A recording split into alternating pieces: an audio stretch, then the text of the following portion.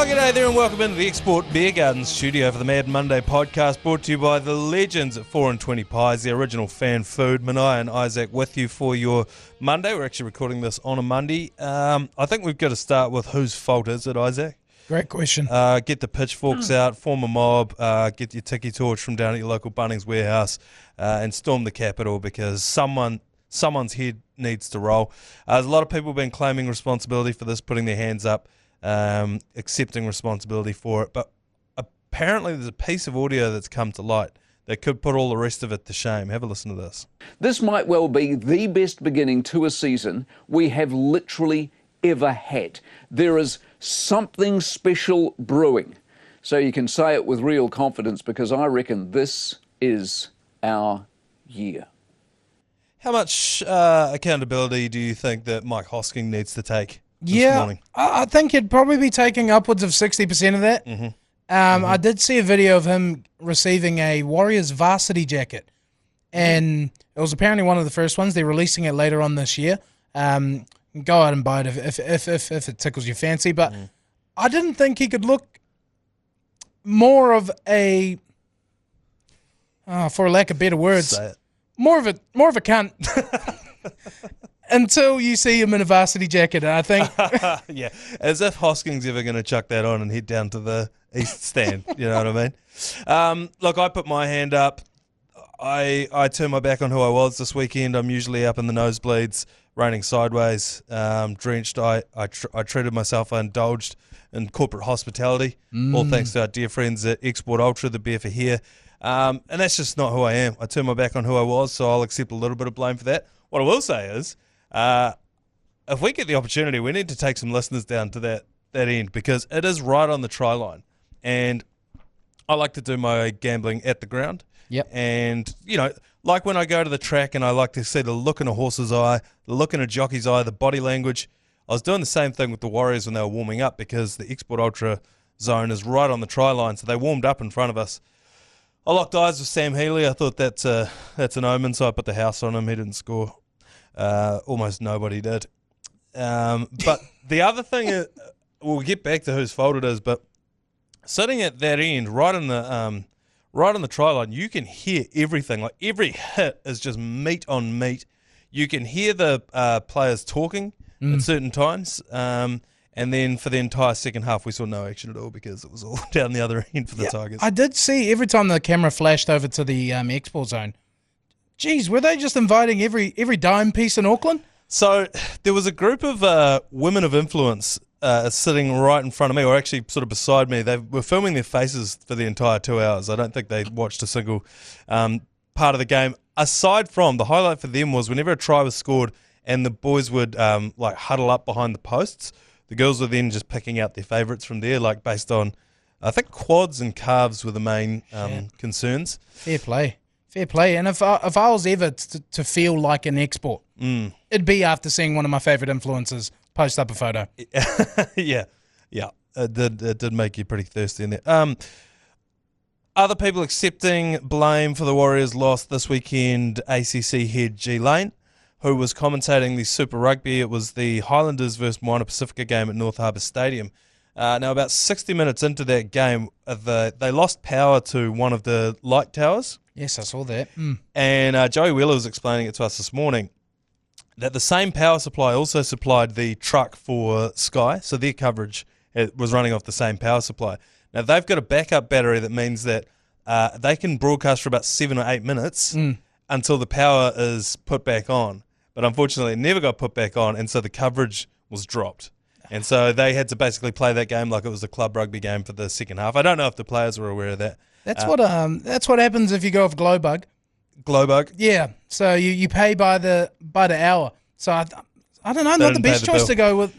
So when it went out, then that meant obviously the ACC had nothing to commentate. And so G Lane started commentating the Warriors game. And that was exactly when he watched them put on 14 unanswered points. And I think at that point, Joe, am I right in saying they stopped that and then started commentating the All Whites? That's right. Yeah, it went to halftime in the Wires, so they thought, we've ruined this game. Why don't we go to the All Whites, switch over to the All Whites at the exact moment that Finland scored their second goal. Yeah, so 2-0 down. So, look, again, I feel like G-Lane's really been copping it lately. But it's deservedly so because he's now just destroyed 3 different sporting results over the weekend. Yeah, do you know who I think needs to cop some of this heat as well? Keezy. One of I the agree, but why? all-time pots I've ever been a part of. Yes, so he was hosting the Betcha Pot with the Big Show, wasn't he? Yep. And so I'm sure everyone listening to this podcast understands how it works, but you chuck your money in and he'll put a few bets in on behalf of the syndicate. What did he go for? Do you know? He went for a really safe multi. Warriors 13 plus, Jackson 400 plus meters, and I think it was under 47.5 points total. Under 47.5, but 13 plus. Yeah, questions were already being asked Right, with okay. that one, but that was a super safe multi. Right. So he chucked a good chunk of the pot behind that. Others, I don't know what he was thinking. Tanner Smith to go over Okay. for a try. Chucked a couple honey behind that. It was a shocker. It was an absolute shocker. I've never seen. You know, they say throw enough shit at the wall, something's gonna stick. He went 0 from 7. I think it Teflon. was. And the best thing about it was that chat. I understand you were in the chat. I feel like you had a bit writing on it. Oh, yeah. Obviously, heading into school holidays, I'd promised my kids a Rainbow's End trip. And it was the first time they were actually going to leave West Auckland. So you see, times are tough. I was willing to put in $120 into the car. Gas is going up. Yeah. And I decided, you know what, I'm going to invest in Chris. Yeah. I'm going to invest in Keezy. Chris is going to take my kids to Rainbow's End. Yep, night rides. Is that cheaper? Night rides, or are they more expensive? I guess it's just cooler. I suppose you don't know because you never got to go. Yeah, but hey, like every great thing in betting, there's always next week. Next year for your kids to be going to Rainbow's End. So where did we land? G-Lane, I'll take a little bit. Keezy the Mad Bastard, and Hosking. One more, actually. Yeah. Pacifica Night. Yes. Pacifica Night. I've never seen a team come out more energized after a Pacifica halftime show. You can see Taruva had a little bit more drink in his step. Yeah. Bulla. When your name's Bulla Yeah. and they're doing Pacifica Night, I mean, it's written in the stars. yeah, you've put your crystals out on the windowsill. You're charged up. That's actually an omen bet that we missed here at Mad Monday Towers. I feel like that's a real miss from us. You'll notice there's the first game that Jeremy Wells has been along to this weekend. He just had to make sure that he was there to represent on Pacifica Night in the corporate hospitality. Di Henwood's laying a bit of blame squarely at the feet of Jeremy Wells for showing up in a corporate box. He reckons it was a low mana move. Rightfully so. Metcalf back. I think, look, if we're going to be honest about what actually happened there, I think from an X's and O's perspective, I think potentially too many changes. So late mail, which we got through from you, Di Henwood didn't believe you, but it was confirmed on the day. Tane Tuopiki to fullback. Chan's moved to right centre where he scored. I actually think he scored twice. Yep. One of them right in front of me. One of them couldn't have been any further away. And I thought he went okay, but it's just that you do that, then you bring Metcalf back in at 6, which he hasn't played in a couple of years. I mean, he hasn't played a game at all in about 6-7 months. Tuopiki back at fullback. Let's not forget we're bringing Mitch back in for the second week. I just feel like it was one too many changes that just made it a little bit clunky. Yeah. Because the whole game you're watching it and you're like waiting for them to click into gear, particularly in the last 20 minutes, which was what they had done in those first 3 games. And it never happened, and I think it's just because they were just a half step off. Metcalf threw an absolute shocker. Did you see that one? The ball just slipped out of his hands on a pass, and he threw it about 5 metres forward. Oh, yes. He threw an absolute pick 6. Yeah, that was tough. The most painful part of the game was a little bit of cynical play from Adam Pompey. They caught it in goal, though, running back to the 20-metre for the tap, and he just sort of collared the guy, held him back, and then he got binned for 10 minutes, and they scored. And I think that was a bit of a demoraliser there. That one I feel like could have kind of gone either way. He clearly held the guy back, but the point of that rule is for when, and we saw one on Saturday night, when they catch it in goal and they go back to take the 20-metre and someone just cleans them up. Yeah. That happened on Saturday night.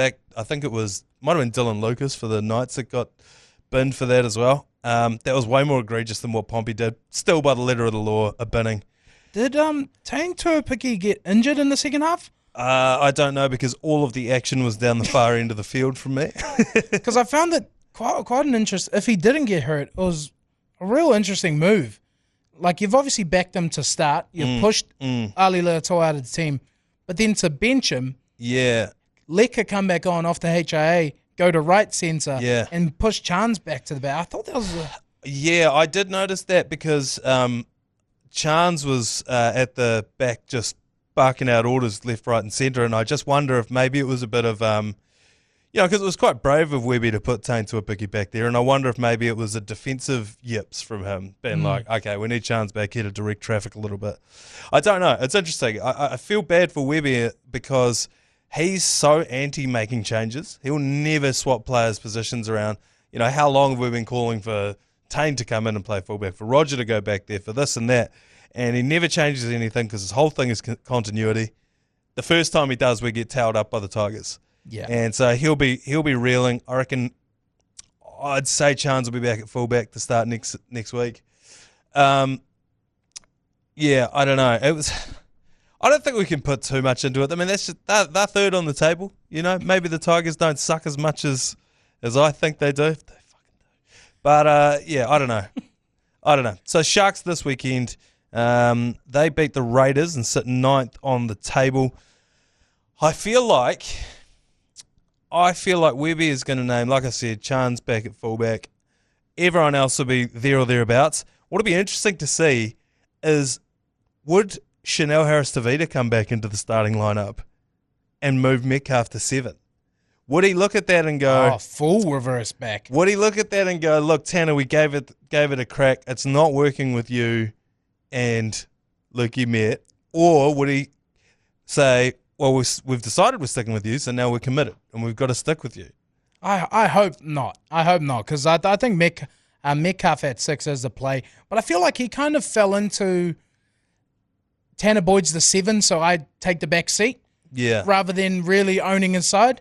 Because, mind you, Tanner Boyd's he's led the team around very, very well for the first 3 rounds. And he even showed some good form in the weekend as well. But, yeah, I feel like... I feel like let's not read too much into it. Yeah. Metcalf, first game back. Mitch Barnett played 50 minutes, and it was only his second game back as well. I feel like something will click eventually. I watched that Sharks game last night. They beat the Raiders, and I messaged into the Mad Monday group chat, and I was like, is this a good game? Because I can't tell. It was like it had all of the hallmarks of a good game. It was a ding-dong battle. It was sort of high scoring. It was in Canberra, so they were doing the clap, the whole thing. But yet, I just didn't give a shit. There was something about that game where I just couldn't quite get into it.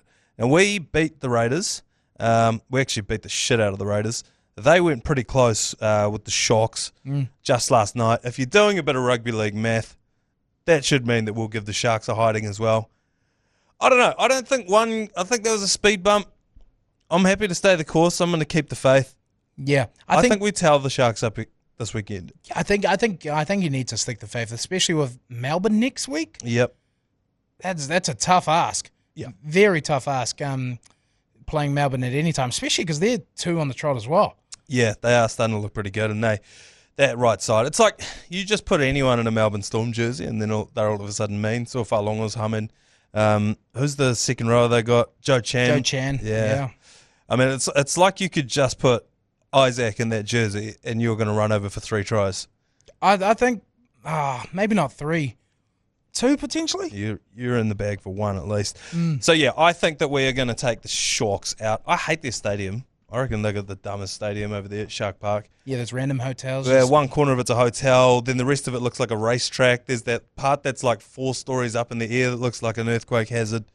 Although, if Go Media had a hotel, I'd say that. I'd be open in saying I hate their stadium. Oh my god! But if Para had a hotel sitting above their stadium, I'd do some crazy things in that hotel room, especially while the game's on. If we started winning, something's gone down.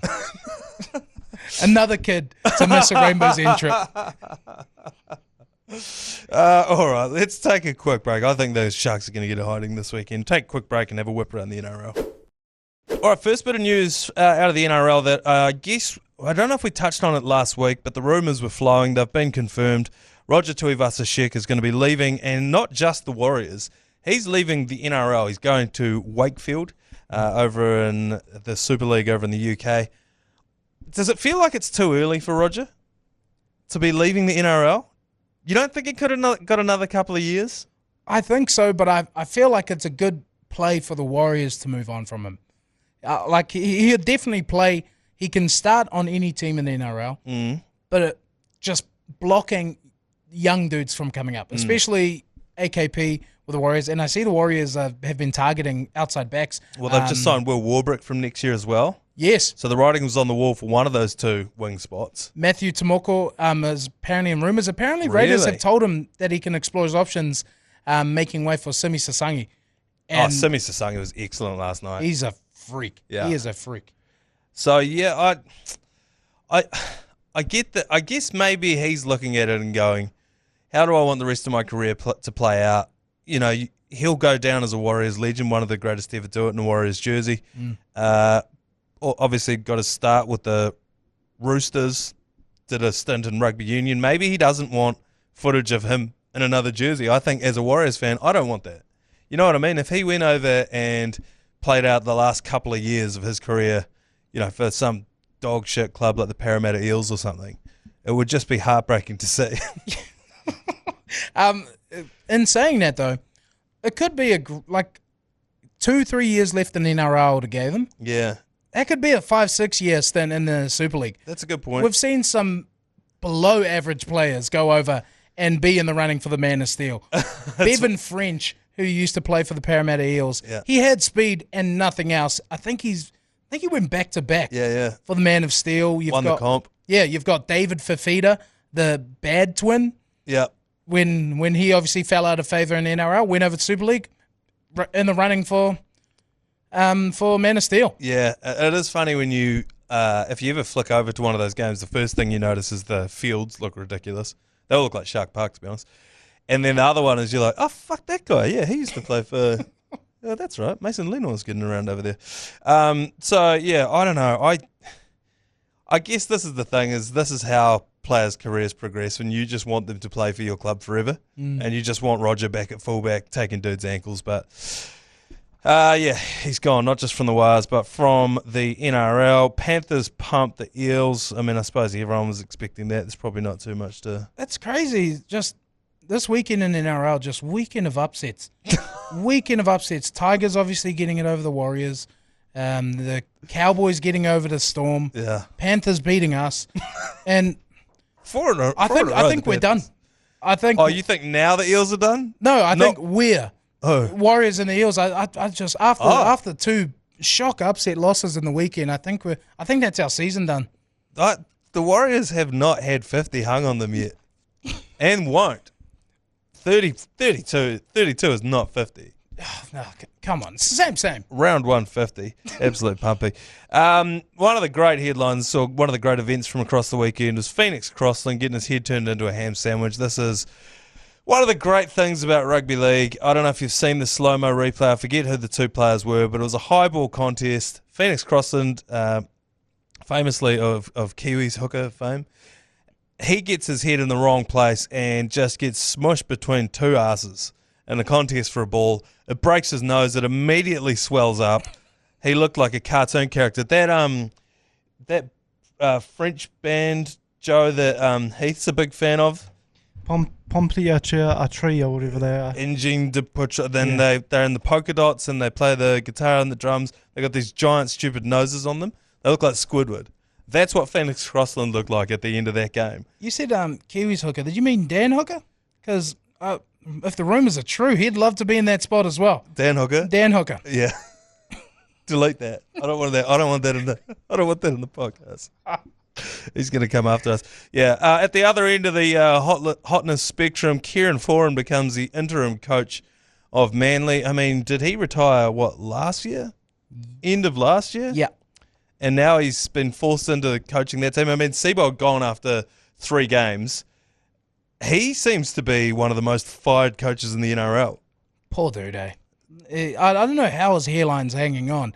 Because like you said, fired from every place he's gone. Yeah. But one of the greatest poker faces of all time, Kieran Foran, He was on the panel for one of the NRL games. I think it might have been Friday night. Yeah. And he was asked if it was when Seabold was announced as firing. He was asked if he had heard any rumors or had any words about taking over as coach.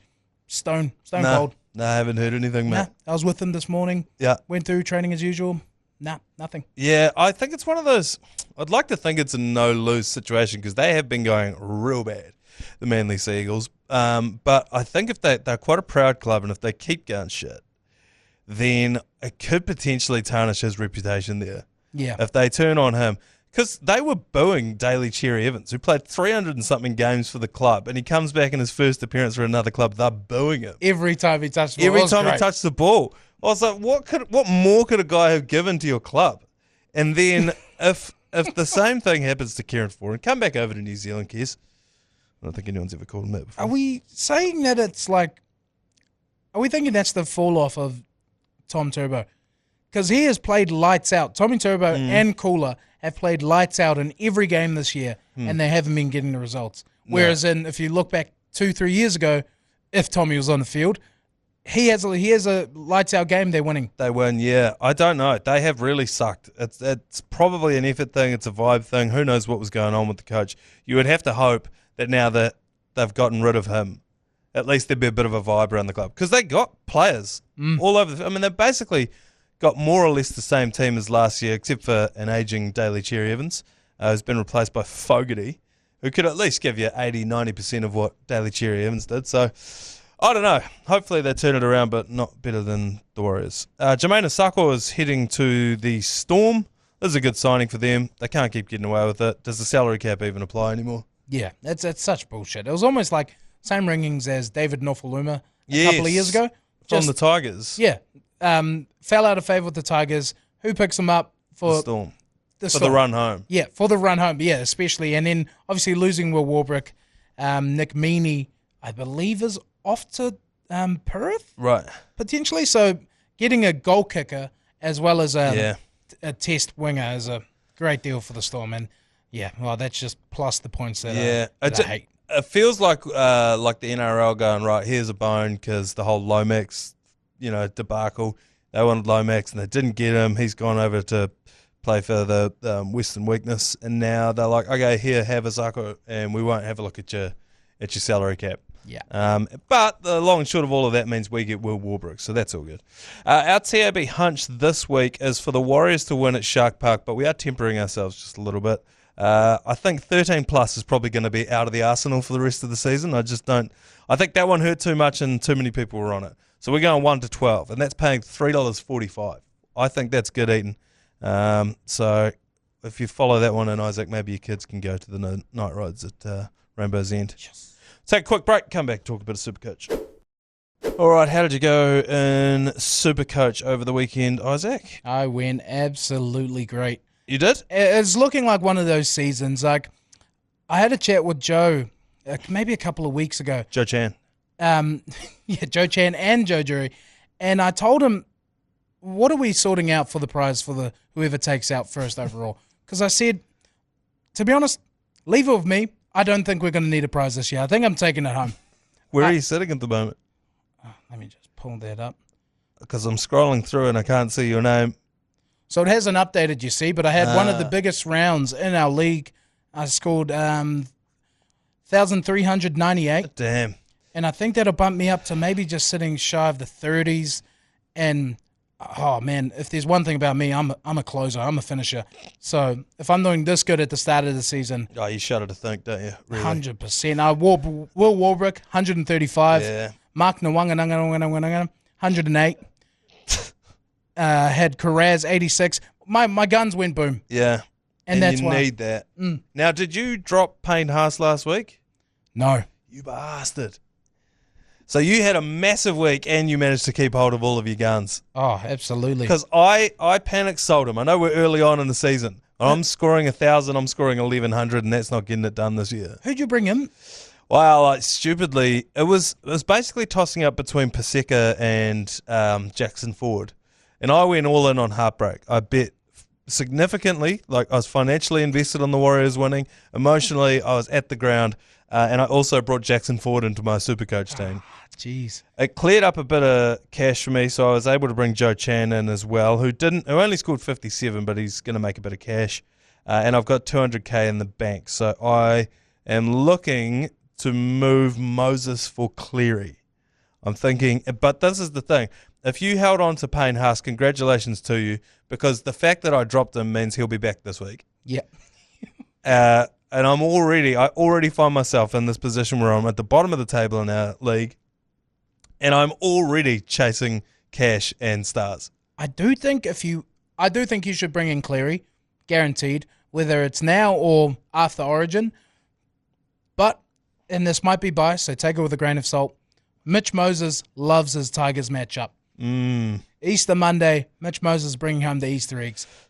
I just look at Mitch Moses, I see the Eels logo, and I see 28 points, and I think I'm not in a position to absorb that kind of thing. Not when my other halfback is Daniel Atkinson sitting on the bench scoring 19. That's true. Did you see Titans edge forward Aaron Ho scored a double last night, and I think he would have pushed himself. I don't know what he scored. Yes, so definitely over 100. Yeah, so he was the other cheapie that people were looking at, and I was sort of looking at that too, and then I was talked out of it. I was reading a few things about job security, and again, I'm like, I can't have job security in my team. I can't have job security issues. And he went bang. So I think basically what we should do each week is I should tell you what I'm doing with my Supercoach, what I'm doing with my TAB, and you do the exact opposite. You should be fine. So I'm looking at bringing Cleary in. I'm looking at moving Keanu Kinney out. So fade both those options and you should be good. We are doing this podcast on a Monday, so we haven't seen the team list yet, so we can't give you too much insight into who you need to have. But if there was one player that you're looking to bring in this week, who are you thinking? For this week, it'll have to be probably Hamish Stewart if you haven't got him in. Yep. He's looked to have really solidified his spot in the 13 jersey for the Dragons. And Dragons suck, so you know they're going to be playing defense. You always have base stats they're willing to take. And then another one is Latrell Mitchell. Yeah, he's had his bye now, so he's got a clear run up until Origin.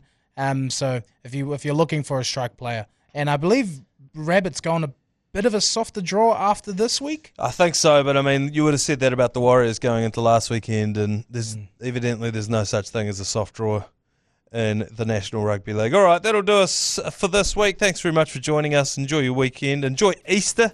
And we'll see you next week for another episode of the Mad Monday podcast. An Australia without rugby league is not Australia.